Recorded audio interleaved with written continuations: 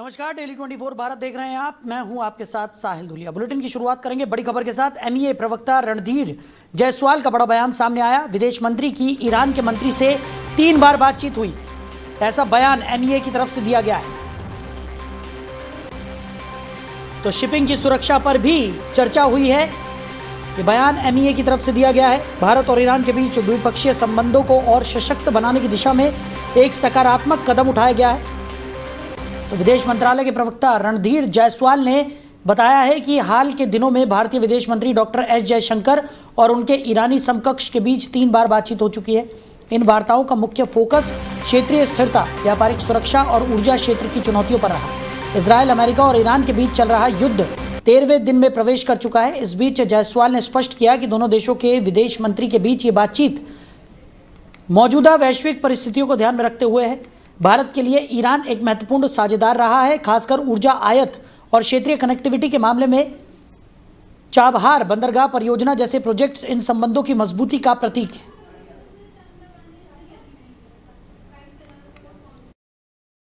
So let me first address your part. External Affairs Minister and Foreign Minister of Iran have had 3 conversations in the recent days. The last one discussed issues pertaining to safety of shipping and India's energy security. Beyond that, it would be premature for me to say anything. पिछले कुछ दिनों में विदेश मंत्री, so let me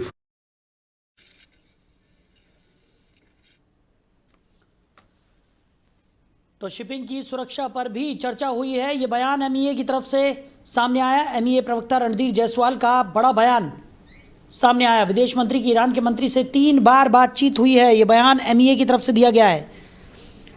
तो shipping सुरक्षा को लेकर बातचीत हुई, ये जानकारी एमईए की तरफ से दी गई है।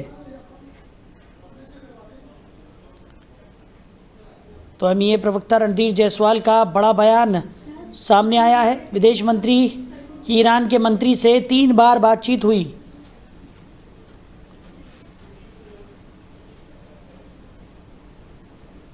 तो रणधीर जायसवाल ने बड़ा बयान दिया है। उन्होंने जानकारी साझा करते हुए बताया कि विदेश मंत्री एस जयशंकर की ईरान के विदेश मंत्री के साथ 3 बार बातचीत हुई है, जिसमें शिपिंग की सुरक्षा को लेकर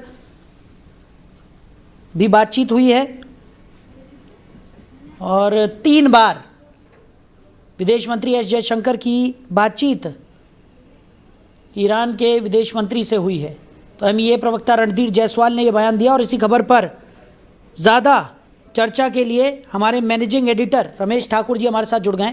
रमेश जी, एमईए प्रवक्ता रणधीर जायसवाल ने बड़ा बयान दिया। उन्होंने जानकारी साझा करते हुए बताया कि विदेश मंत्री एस जयशंकर की ईरान के मंत्री से 3 बार बातचीत हुई है और शिपिंग की सुरक्षा पर भी चर्चा हुई है। कैसे देख रहे हैं? देखिए साहिल जी, मुझे लगता है इसमें अभी भ्रम की स्थिति बनी हुई है। तेल एलपीजी संकट पर समूचे देश में भ्रम की स्थिति बनी है 2-3-4 दिनों से, लेकिन सरकार इस संकट को सिरे से निकाल रही है। थोड़ी देर पहले संसद में भी हरदीप पुरी ने, जो संबंधित विभाग के पेट्रोलियम मंत्री हैं, उन्होंने भी वही बात दोहराई। लेकिन हकीकत धरातल पर कुछ और दिख रही है, जैसे हम आप आंखों से देख रहे हैं। गैस किल्लत को लेकर ग्राहकों की एजेंसियों पर लंबी लंबी लाइनें भी देख रहे हैं। होटल ढाबों के बंद होने की खबरें भी 2-4 दिन से आ रहे हैं। और वही ईरानी जल सीमा के हार्मुज जलस्थल पे हमारे 28 कच्चे लगे हुए जहाज 2-3 दिन से फंसे हुए हैं, जिन्हें ईरान ने रोका हुआ है। इस पर भी सरकार ये कह रही है नहीं, अभी इजाजत मिल गई है। लेकिन अभी वहां की ईरान की सरकार ने इसको खंडन कर दिया है कि नहीं, ऐसा कुछ नहीं है। हमने अपनी जो जल सीमा है, जहां से लगभग एशिया में 80% कच्चे तेल की आपूर्ति होती है, वो पूरी तरीके से रोका हुआ है। एक शर्त रखी है जो अभी बिल्कुल ताजा निकल के आई है।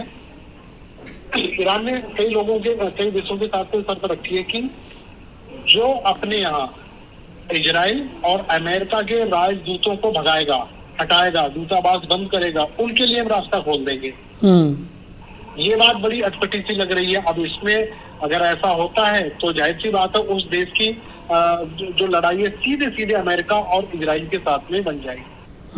मुझे जहां तक लगता है इस पे जो स्थिति है उस पे साफ करनी चाहिए सरकार को। जो भी है, सही है, गलत है, संकट है, जो भी होना चाहिए, क्योंकि ऐसे समय में मुझे लगता है कोई भी ये नहीं कहेगा कि सरकार के साथ में हम नहीं है। पक्ष हो, विपक्ष हो, आम आदमी हो, चूल्हा जलाने वाला व्यक्ति हो, एजेंसी चलाने वाला व्यक्ति हो, वो सभी कहेंगे कि ऐसी कठिन विकट जो समस्या है उसमें हम आपके साथ में खड़े हैं। लेकिन वो चीजें हकीकत में कोई नहीं बता रहा है, जो कि बतानी चाहिए। लेकिन जिस तरीके की स्थिति इस वक्त रमेश जी बनी हुई है, क्योंकि एक तरफ भ्रम की स्थिति पूरे भारत में अब देखने को मिल रही है। एक तरफ कहा जा रहा है कि ऊर्जा का कोई संकट यहाँ पर नहीं है, दूसरी तरफ हम तस्वीरें देख रहे हैं, जो लगातार हम तस्वीरें अपने दर्शकों को भी दिखा रहे हैं कि अलग अलग जगहों पर हम देखने को मिल रहा है कि गैस एजेंसियों के बाहर लोगों के बीच में अफरा तफरी का माहौल है, लंबी लंबी कतारों में लोग खड़े हुए हैं। लोगों की बार बार ये शिकायत सामने आ रही है कि बुकिंग कराने के बावजूद उन्हें एलपीजी का सिलेंडर नहीं मिल पा रहा है। कई होटल्स बंद हो गए हैं, रेस्टोरेंट्स बंद हो गए हैं। कई दिल्ली के बड़े होटल्स की अगर हम बात करें, क्योंकि राजधानी दिल्ली की अगर हम बात करते हैं तो वहाँ पर जो बड़े होटल्स हैं वो अब जो पारंपरिक तरीके हैं खाना बनाने के उस पर आ गए हैं, यानी कोयले के चूल्हों पर खाना बनाया जा रहा है, क्योंकि एलपीजी की किल्लत तो साफ तौर पर दिखाई दे रही है। लेकिन दूसरी तरफ सरकार कह रही है कि ऊर्जा का कोई संकट ही नहीं है।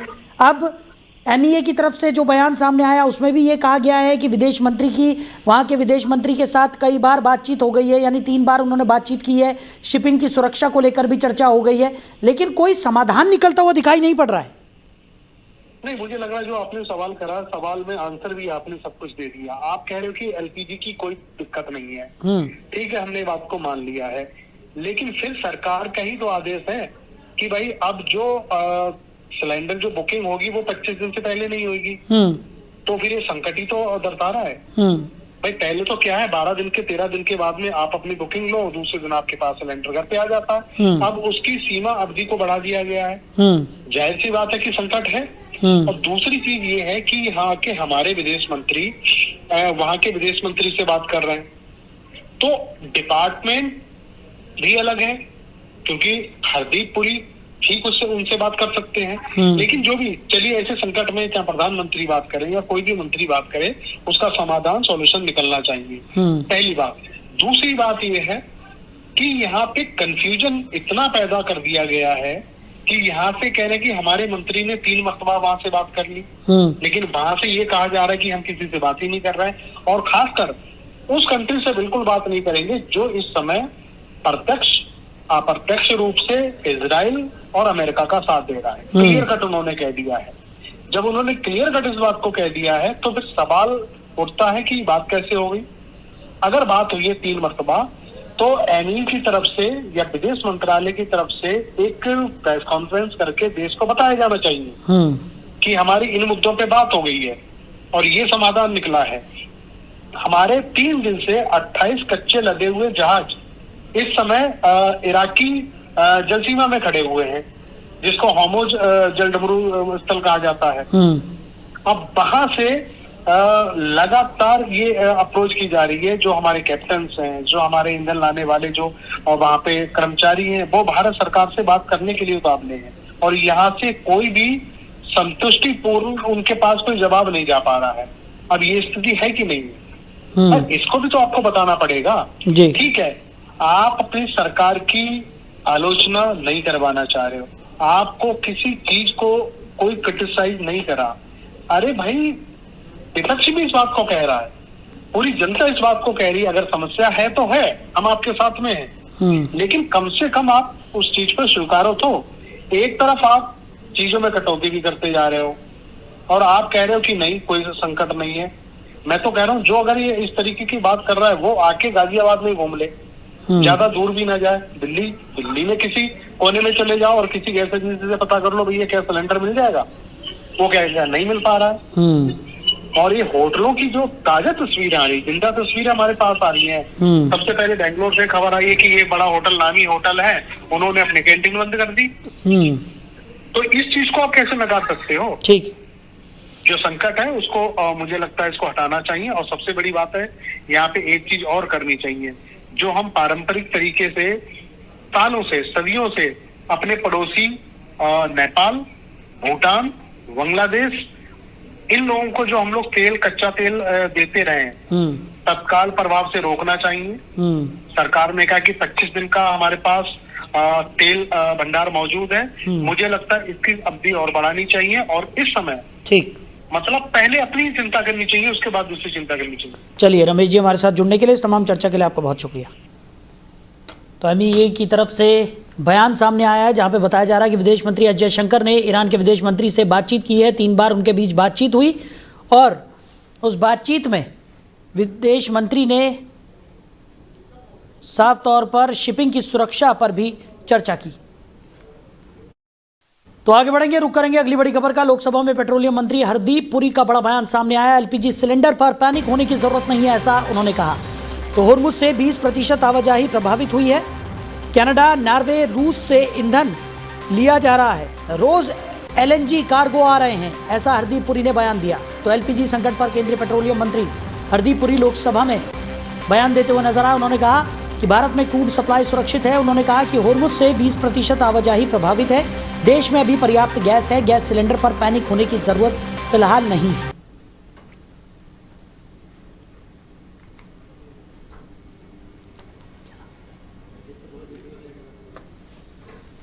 तो हरदीप पुरी का बयान सामने आया। उन्होंने कहा कि फिलहाल देश में पर्याप्त मात्रा में LPG है। किसी तरह की पैनिक सिचुएशन इस वक्त देश में नहीं है। उन्होंने कहा कि होर्मुज से 20% ही आवागमन प्रभावित हुआ है। कनाडा, नॉर्वे, रूस से ईंधन लगातार लिया जा रहा है। रोज LNG कार्गो पहुंच रहे हैं।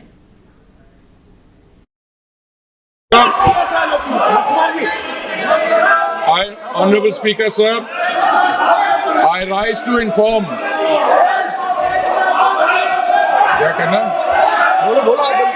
Honorable Speaker, sir, I rise to inform the House of steps taken in response to the disruption of the global energy supplies arising from the ongoing conflict in West Asia. The world has not faced a moment like this in modern energy history. Today is the 13th day since the passage through the Strait of Hormuz, through which 20% of the world's crude, 20% of the world's natural gas, and 20% of the world's LPG flows was disrupted following the military operation between Iran, Israel, and the US. For the first time in recorded history, the Strait of Hormuz has been effectively closed to commercial shipping. Despite India having no role in causing the conflict, like many countries, India has to navigate through its consequences. वहीं America, Israel और Iran जंग का आज 13वां दिन है और Israel को Iran के साथ साथ पड़ोसी देश लेबनान के उग्रवादी संगठन हिजबुल्लाह की चुनौती का भी सामना करना पड़ रहा है। रिपोर्ट के मुताबिक बुधवार को ईरान समर्थक हिजबुल्लाह ने इजराइल पर 150 मिसाइलें दागी। इजराइल के एयर डिफेंस सिस्टम ने ज़्यादातर रॉकेट और मिसाइलों को रोक दिया, लेकिन कुछ जगहों पर मलबा गिरने से आग लग गई। इस बीच इजराइल के स्वास्थ्य मंत्रालय ने बताया कि अलग अलग हमलों में देश भर में पिछले 24 घंटे में 179 लोग घायल हुए, जबकि जंग शुरू होने के बाद से अब तक कुल 2745 लोग घायल हो चुके हैं। उधर अमेरिका जांच एजेंसी FBI ने कैलिफोर्निया के पुलिस विभाग को चेतावनी दी है कि ईरान अमेरिका के पश्चिमी तट पर जवाबी हमला कर सकता है। मीडिया रिपोर्ट्स में सूत्रों के हवाले से इसकी जानकारी दी गई है। तो अमेरिका, इजराइल और ईरान जंग का 13वां दिन है। लगातार हमलों की खबर निकलकर सामने आ रही है। वहीं हिजबुल्लाह ने भी इजराइल पर 150 मिसाइलें दाग दी हैं।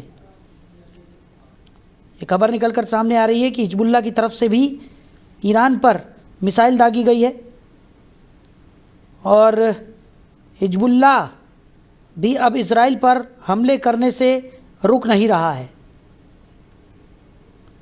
तो लगातार स्थितियां जो है वो गंभीर बनी हुई है। लगातार देखने को मिल रहा है कि जिस तरीके से दोनों ही तरफ से हमले हो रहे हैं उसने स्थिति को काफ़ी भयावह बना दिया है।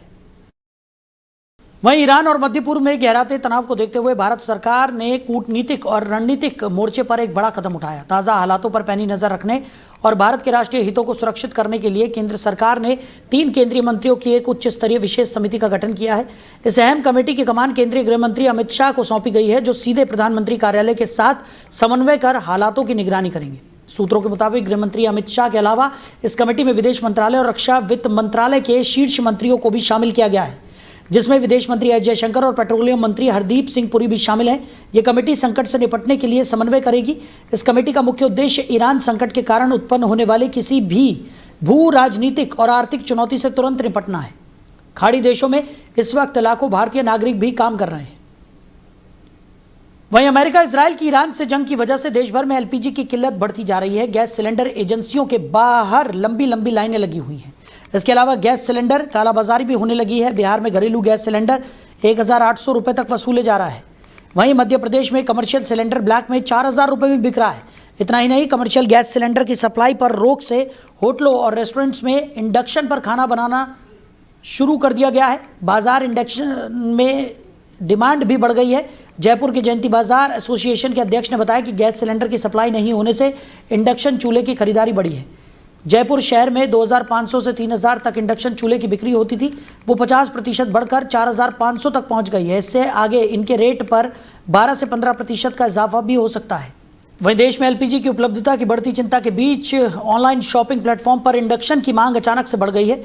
कई ई कॉमर्स साइट्स पर यह प्रोडक्ट आउट ऑफ स्टॉक हो गया है। अमेजॉन, फ्लिपकार्ट और ब्लिंकिट जैसे प्लेटफॉर्म पर इंडक्शन के स्टॉक में खासी कमी देखने को मिल रही है। ब्लिंकिट पर तो लगभग सभी मॉडल आउट ऑफ स्टॉक दिखाई दे रहे हैं, जबकि अमेजॉन और फ्लिपकार्ट पर भी कुछ ही ब्रांड्स मिल रहे हैं। मिडिल ईस्ट में बढ़ते तनाव और गैस सप्लाई पर असर के कारण कई शहरों में लोग एलपीजी सिलेंडर न मिलने से परेशान हैं। इसी वजह से बैकअप के तौर पर इंडक्शन कुकटॉप खरीद रहे हैं। भारत में आमतौर पर इंडक्शन की कीमत 1,300 से 2,000 तक शुरू होती है। वहीं मिड रेंज जाने पर यह 2,000 से 3,500 में मिलता है। प्रीमियम मॉडल 3,500 से 4,500 का होता है। इंडक्शन कुकटॉप की मांग बढ़ने के बाद कई ब्रांड्स के मॉडल की कीमत करीब 10 से 20% तक बढ़ोतरी कर चुके हैं।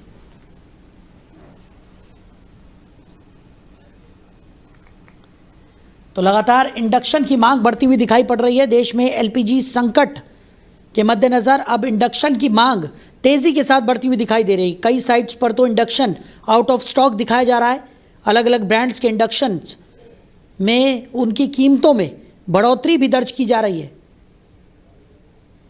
तो भविष्य के मद्देनजर लोग इंडक्शन की तरफ अपना रुझान दिखाते हुए नजर आ रहे हैं और यही वजह है कि कई ई कॉमर्स वेबसाइट्स पर इंडक्शन आउट ऑफ स्टॉक हो गए हैं। वहीं लोकसभा स्पीकर ओम बिरला ने अपने खिलाफ विपक्ष द्वारा लाए गए अविश्वास प्रस्ताव के निचले सदन में गिरने के बाद आज सदन की कार्रवाई का संचालन किया। इस दौरान बिरला ने अविश्वास प्रस्ताव के दौरान विपक्षी सांसदों की तरफ से लगाए गए आरोपों का जवाब दिया। उन्होंने नेता प्रतिपक्ष राहुल गांधी को नहीं बोलने देने के विपक्षी सांसदों के आरोप पर कहा कि चाहे सदन में कोई भी नेता हो, उन्हें सदन के अंदर नियमों और प्रक्रिया का पालन करते हुए ही बोलने दिया जाता है। प्रतिपक्ष के नेता किसी भी विषय पर नहीं बोल सकते हैं, यह उनका विशेषाधिकार नहीं है। उन्होंने कहा कि सदन नियमों से ही चलता है। सदन के कार्य संचालन का नियम सदन द्वारा ही बनाए गए हैं।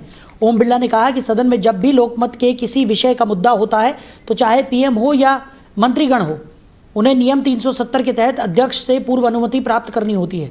उन्होंने कहा कि हमारे देश में नियमों का सम्मान की समृद्ध परंपरा रही है। वहीं केंद्र शासित प्रदेश जम्मू कश्मीर में हैरान करने वाली घटना घटी। जम्मू कश्मीर के पूर्व मुख्यमंत्री फारूक अब्दुल्ला पर जानलेवा हमला किया गया। जम्मू में एक शादी समारोह के दौरान उन पर फायरिंग कर दी गई। इस हमले में पूर्व सीएम फारूक अब्दुल्ला बाल बाल बच गए। हमलावर ने कनपट्टी पर पिस्टल सटाकर ब्लैंक रेंज से फायरिंग की थी, लेकिन निशाना चूक जाने की वजह से फारूक अब्दुल्ला को गोली नहीं लगी। समय रहते सिक्योरिटी ने हमलावर को देख लिया और उसका हाथ ऊपर की तरफ कर दिया। अब इस घटना को लेकर फारूक अब्दुल्ला का पहला बयान सामने आ गया है। फारूक अब्दुल्ला ने कहा है कि मैं ना तो किसी आदमी को जानता हूं और ना ही मुझे उसके बारे में कोई जानकारी है। मुझे नहीं पता कि उसका मकसद क्या था। इस शादी में कई बड़ी हस्तियां मौजूद थी, लेकिन कोई पुलिस मौजूद नहीं थी।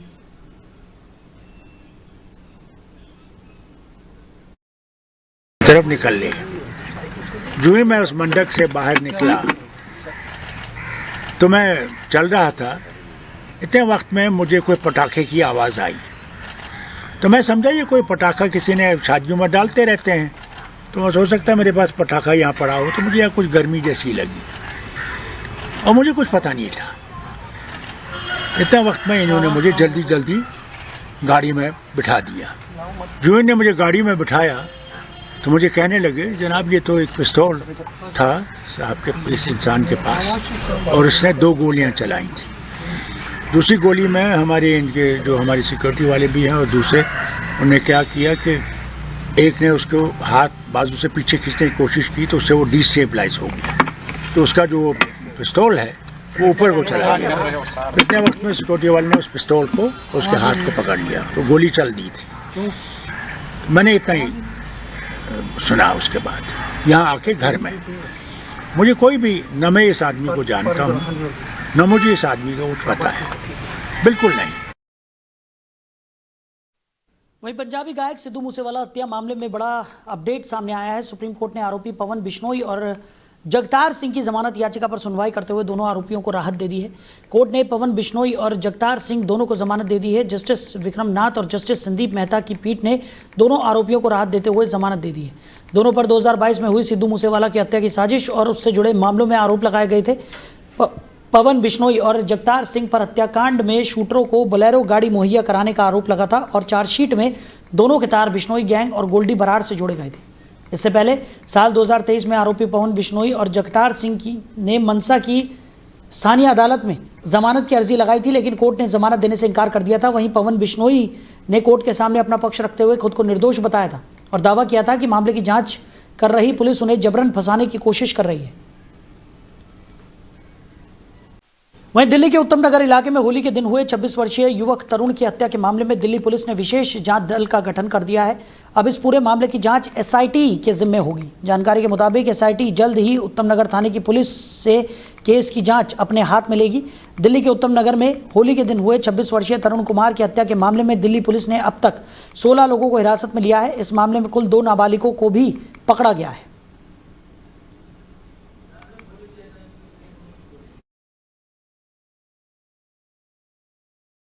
नगर में होली पर तरुण की हत्या कर दी गई थी। तरुण मर्डर केस की जांच अब एसआईटी को सौंप दी गई है। दिल्ली पुलिस ने एसआईटी टीम यहां पर बना दी है और दिल्ली के उत्तम नगर में होली पर यह हत्या हुई थी, उस मामले में अब एसआईटी का गठन कर दिया गया है और एसआईटी ही अब इस पूरे मामले की जांच पड़ताल में जुटेगी। तो भारतीय क्रिकेट टीम के दिग्गज ऑलराउंडर हार्दिक पांड्या की मुश्किलें बढ़ सकती हैं। उनके खिलाफ पुणे में तिरंगे के अपमान के आरोप में शिकायत दर्ज करवाई गई है। इस मामले में शिवाजी नगर पुलिस जांच पड़ताल कर रही है। बीते रविवार भारतीय टीम ने अहमदाबाद के नरेंद्र मोदी स्टेडियम में न्यूजीलैंड को 96 रनों से हराकर तीसरी बार T20 वर्ल्ड कप का खिताब अपने नाम किया था। भारत वर्ल्ड क्रिकेट में ऐसी पहली टीम बनी जिसने अपने खिताब का बचाव किया। भारत की जीत के बाद सभी खिलाड़ी जश्न में डूब गए। कई भारतीय खिलाड़ियों ने तिरंगे को ओढ़ लिया, जिसमें हार्दिक पांड्या भी शामिल थे। तिरंगा ओढ़े हार्दिक ने जमकर जश्न मनाया। सेलिब्रेशन के दौरान उन्होंने अपनी गर्लफ्रेंड को किस भी किया। तो वकील द्वारा दी गई इस शिकायत में आरोप लगाया गया है कि पांड्या ने जश्न मनाते समय तिरंगे को अपने शरीर पर लपेटा और कथित तौर पर अमर्यादित व्यवहार करते हुए नजर आए, जो राष्ट्रीय गौरव अपमान निवारण अधिनियम के तहत अपराध है। शिकायतकर्ता ने पुलिस से इस मामले में शिकायत दर्ज करने और सख्त कानूनी कार्रवाई करने की मांग की है। पुलिस फिलहाल इन आरोपों की जांच कर रही है।